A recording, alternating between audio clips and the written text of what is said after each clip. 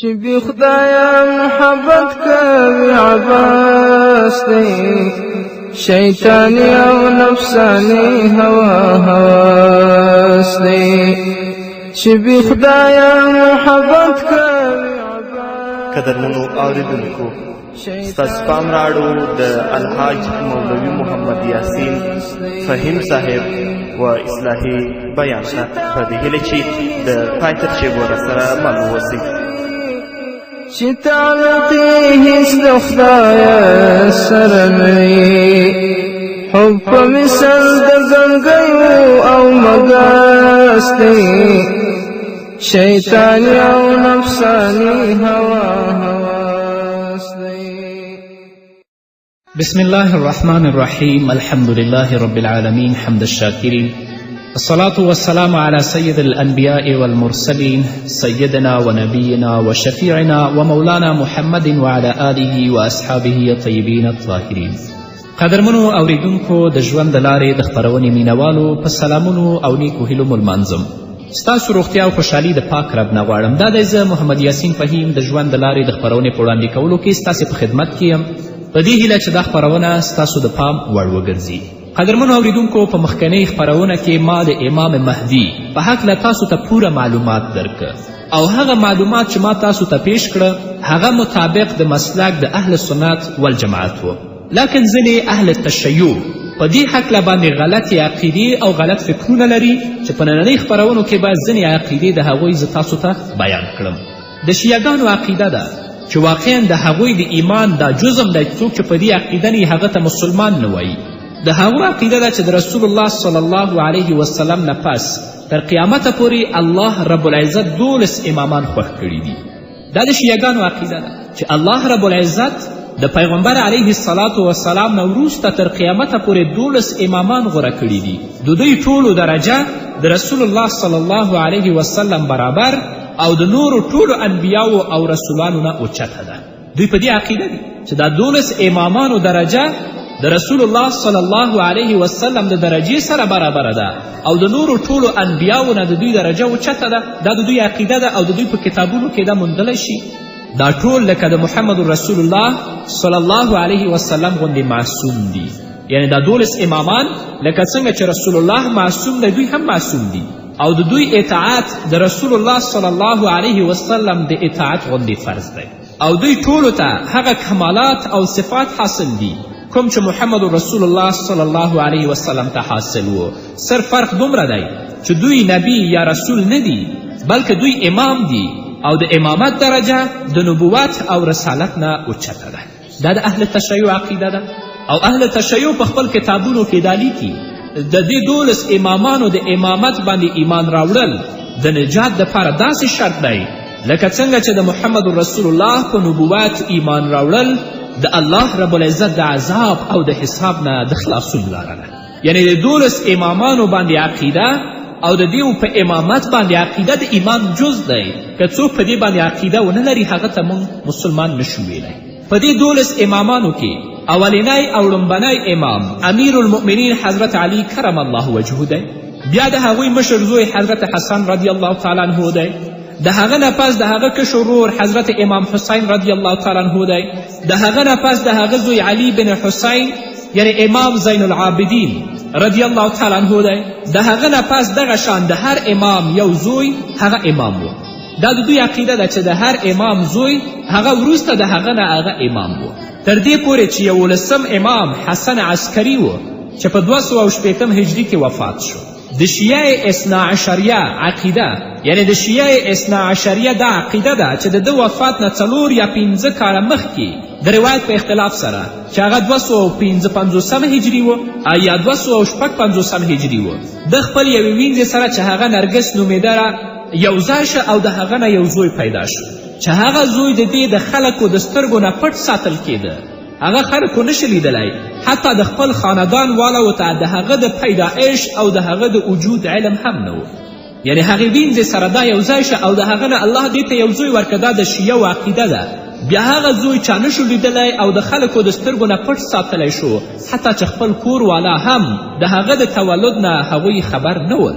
دا امام بیا د خپل پلار حسن عسکري د وفات نه صرف 10 ورځې مخکې یعنی 4 یا 5 کالو عمر کې د امامت سره متعلق ټول سامان د ځان سره واخیستل، یعنی هغه سامان چې د امامت و د حضرت علي کرم الله وجهه نه واخله تر 11 امامه پورې.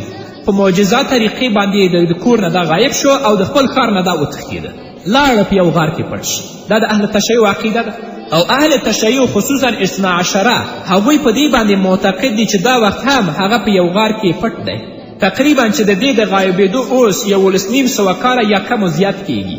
د شیعه صاحبانو دا عقیده او ایمان دی چې هغه به 12 امام او آخري امام مهدي وي. دوی امام مهدي دې ته وایي، یعنی د 11 امام زوی چې امام عسکري 11 امام و، بیا هغه د خپل د وفات نه 5 کاله یا 4 کاله مخکې خپل وینځې نرګس سره یو ځای شه، د هغه نه الله هغه ته یو زوی ورکه چې هغه د خپل کورنۍ والاو نه هم پټ ساتل کېده، چې بیا کله 4 کلن او 15 کلن و د امامت ټول سامان یې واخیسته او د کور نه وتښتېده، په یو غار کې پټ شه او په آخره زمانه کې به راوځي، هغه امام مهدي دی. دا د شیعو عقیده ده او حال ده چې د امام مهدي په هکله باندې پوره معلومات چې کوم مطابق د اهل سنت والجماعت د مسلک دي ما تاسو ته په مخکینۍ خپرونه کې وړاندې کړل. او د اهل تشیع د عقیده ده چې کله امام مهدي یعنی دغه امام مهدي چې دوی ورته وایي دا د دې غار نه راووځي، د نورو بېشمارو معجزو سره سره هغه به مړي هم ژوندي کوي. او نعوذ بالله لکه څنګه چې د اهل تشیع عقیده ده هغوی دا وایي چې حضرت ابابکر صدیق، حضرت عمر او حضرت عایشه چې د شیعو په ژبه د ټولې دنیا یعنی د شیعو په ژبه باندې د ټولې دنیا د کافرانو مجرمانو حتی د فرعون او نمرود او غیره نه بدتر کفار او مجرمان دي، دوی به د قبرونو نه راوباسي او ژوندي کوي به او هغوی ته به سزا ورکوي او دوی به په سولې خیجوي یعنی دوی به اعدام کوي. د اهل تشیع د عقیده ده چې ابابکر، حضرت عمر، حضرت عایشه رضی الله عنها به څو واره دوی ژوندي کي او دوی به اعدام کړي، په سولۍ به یې وخیژي. او همدارنګه د دوی ملګرو صحابه و کرام او هغه کسان چې د اهل تسنن ورونه چې دوی سره مینه لري، دوی سره محبت لري، دا د دوی امام مهدي، دوی به راژوندي کوي او دوی ته به سزا ورکوي. او د اهل تشیع دا هم عقیده ده چې محمد رسول الله صلی الله علیه وسلم، همدارنګه امیر المؤمنین حضرت علی او ټول معصوم امامان او خاص هغه کسان چې د دې امامانو محبین دي چې شیعګان دي هغوی به هم ژوندي کوي. او دوی به ګوري چې ابوبکر، عمر او حضرت عایشې ته یا هغه اهل تسنن وروڼه چې د دوی دوستداران دي چې هغوی ته جزا ورکوي، دوی به هغو تماشه کوي او هغوی ته به ګوري. که تاسې د اهل تشیع کتابونه تاسې مطالعه کړئ، د هغوی په مذهبي اصطلاح کې د دې نوم رجعت دی او په دې هم ایمان راوړل هغوی فرض ګڼي. د رجعت په سلسله کې د شیعګانو په روایتونو کې دا هم دي چې کله دا رجعت کیږي نو د دې مهدي په لاس به د ټولو نه مخکې رسول الله بیعت کوي. دا د اهل تشیع عقیده ده چې یعنې پیغمبر یې کله ژوندی که د دې امام مهدي په لاس به اول رسول الله بیعت کوي او د هغه نه پس به امیر المؤمنین حضرت علی بیعت کوي او د هغه نه پس به په درجه نور حضرات بیعت کوي.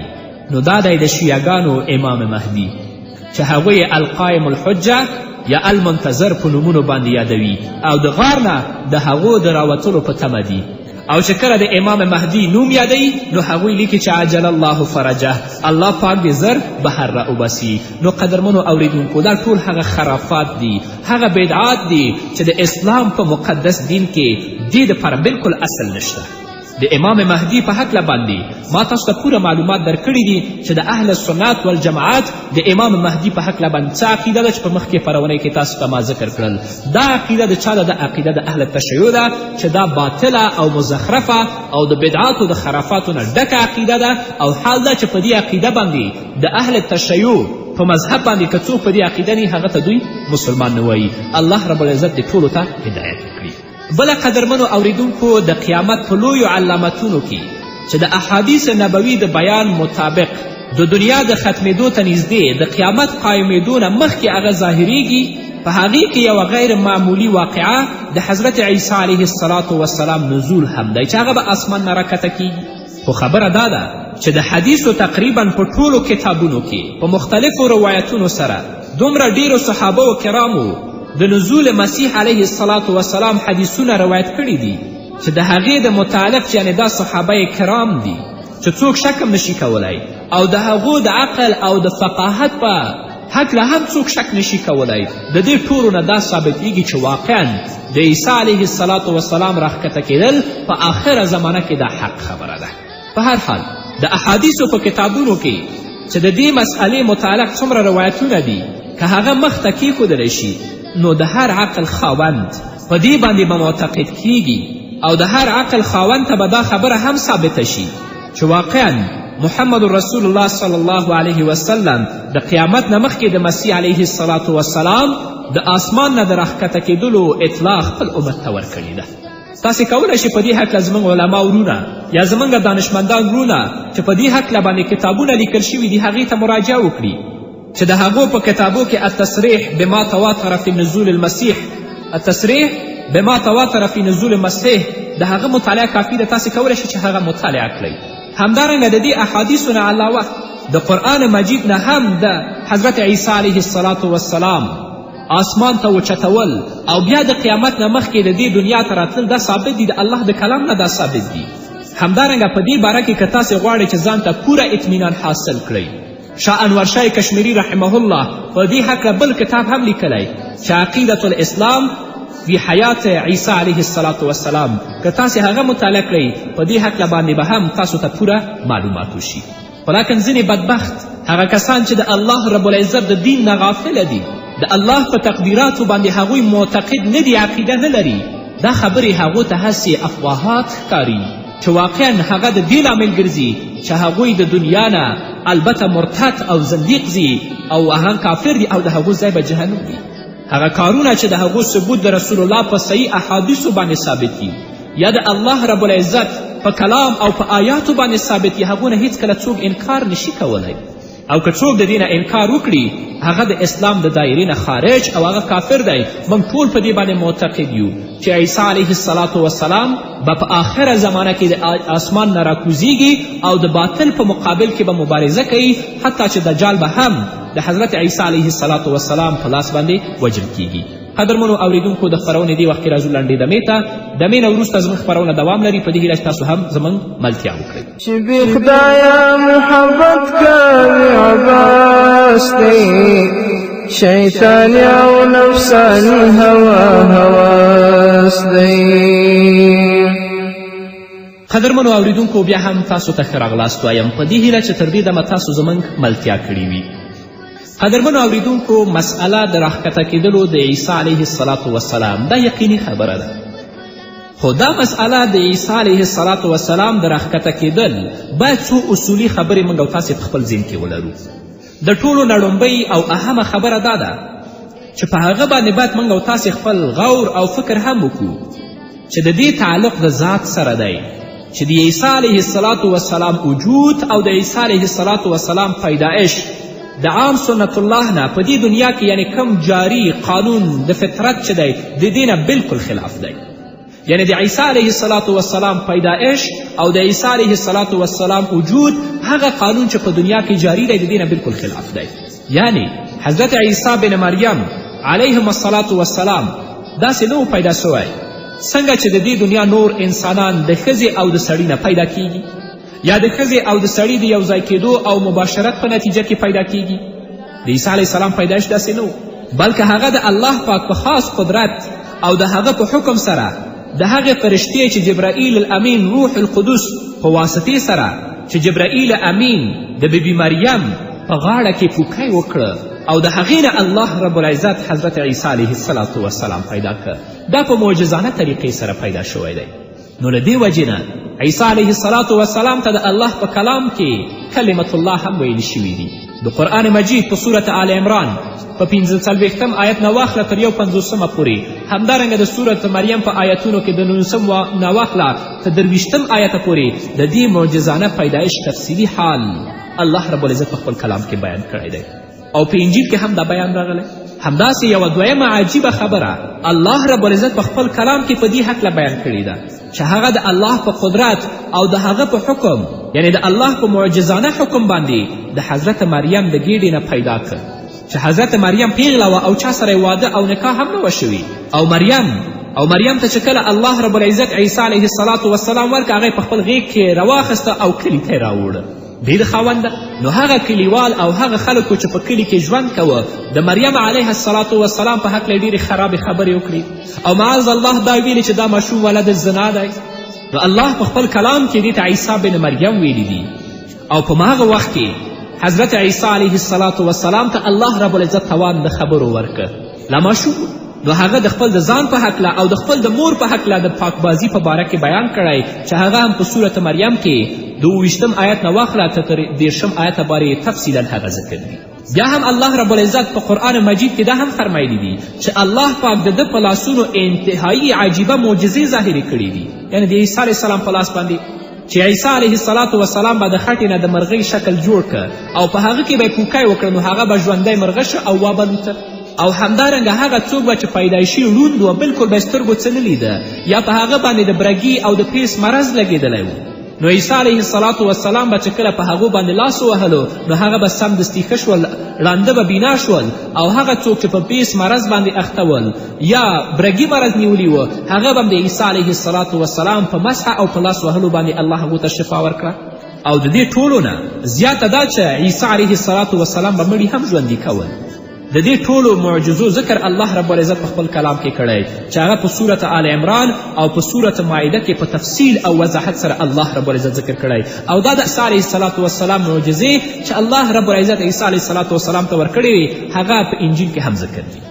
او الله رب العزت په خپل کلام کې دا هم ویلي دي چې الله رب العزت عیسی علیه السلام ته بیا نبوت او رسالت ورکړه. او الله رب العزت عیسی علیه السلام بنی اسرائیلو ته د ایمان د دعوت ورکولو دپاره نبی او پیغمبر ولیږه تر څو چې دوی د بدبختی او د تیارو لارو نه راوباسي او د الله رب العزت وحدانیت طرف ته دعوت کړي.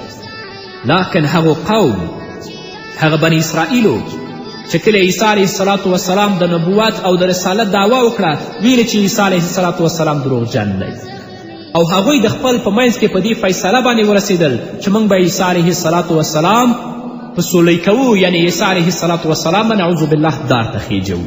د تورات د قانون مطابق او د اسرائیلي شریعت مطابق هم دا فیصله وه هغه څوک چې د دروغو د نبوت دعوا وکړي باید هغه سولی شي، هغه په دار وخیزولی شي. نو دوی دا هم ویلې چې عیسی علیه السلام د خپل په دعوا کې نعوذ بالله دروغجن دی نو دوی به موږ په دار باندې خیجوو. او عیسویانو اسرائیلیانو په خپل خیال کې هغوی په دې فیصله باندې عمل هم وکړو او پوه شو چې موږ حضرت عیسی علیه السلام پانسي کړو او هغه هم دار ته وخیژوړه. خو په حقیقت کې داسې نه و. دوی چې کوم سړی یعنی حضرت عیسی علیه السلام وګڼلو او په سولې یې وخیژولو هغه بل سړی و، حضرت عیسی علیه السلام نه و. حضرت عیسی علیه السلام خو یهودانو پیدا نه کړه، الله پاک په خپل خاص قدرت سره عیسی علیه السلام آسمان ته اوچت کړ او د قیامت نه به مخکې د الله په حکم عیسی علیه السلام بیا دنیا ته راځي او دلته به وفات کیږي او د دې وفات نه به مخکې په دغه وخت ټول اهل کتاب په عیسی علیه السلام باندې ایمان راوړي او الله پاک به عیسی علیه السلام ته دا توان ورکوي چې هغه د محمدي دین نه کار واخلي او د عیسی علیه السلام راښکته کیدل به د قیامت د نښو نه یوه خاص نښه وي. دا ټول هغه څیز دی چې الله رب العزت په خپل کلام کې په صورت نساء او په صورت زخرف کې هم تفصیلا دا بیان کړي دي. نو قدرمنو اوریدونکو غرض دا دی چې د ټولو نه لومړۍ او اهمه خبره چې د دې نزول مسیح د مسئلې په هکله په نظر کې ساتل پکار دي هغه د حضرت مسیح علیه السلام عجیبه شخصیت دی او د دوی ذکر شوي خصوصیات چې الله رب العزت په خپل کلام کې بیان کړي دي چې واقعا د هغه پیدایش د انساني پیدایش نه مختلف دی او هغه معجزې چې الله رب العزت عیسی علیه السلام ته ورکړي د هغه توان بل څوک نه لري. په دې باندې عقیده او یقین ساتل پکار دي او ټول مسلمانان باید په دې باندې معتقد وي چې حضرت عیسی علیه السلام به د قیامت نه مخکې راکته کیږي او د باطل او د ظلم په مقابل کې به مبارزه کوي او د محمد رسول الله صلی الله علیه وسلم په دین باندې وي او په دې باندې به اظهار د خوشحالي هم کوي. نو دا هغه اوله اصولي او اهمه خبره وه. د دویمې خبرې لپاره ځای نشته، د دویمې او درېیمې لپاره انشاءالله په نورو خپرونو کې به بیا هم د حضرت عیسی علیه السلام په هکله او د هغو د راښکته کیدلو په هکله تاسو ته زه پوره معلومات درکړم. نو دا وه زموږ نننۍ خپرونه چې ستاسو درانه حضور ته وړاندې کړه. تر بلې خپرونې پورې چې زه بیا هم ستاسو درانه حضور ته حاضرېږم. تاسو ټول په پاک رب سپارم. پاتې ژوند او پاتې ورځم نیکمرغه. پاک اللهم باشي چې بنا د محبتي پر دنیا وي، چې بنا د محبتي پر دنیا وي، محب نه دی خود غرض ابوالهواشتی شیطانی او نفسانی هوا هواس دی چې بی خدایا محبت کوي عباس دی شیطانی او نفسانی هوا هواس دی په دنیا ما تړزړه مسلمانا په دنیا ما تړزړه مسلمانا هر مومن لار دنیا لکه قفاس دی شیطانی او نفسانی هوا هواس دی چې بی خدایا محبت کوي عباس دی شیطانی او نفسانی هوا هواس دی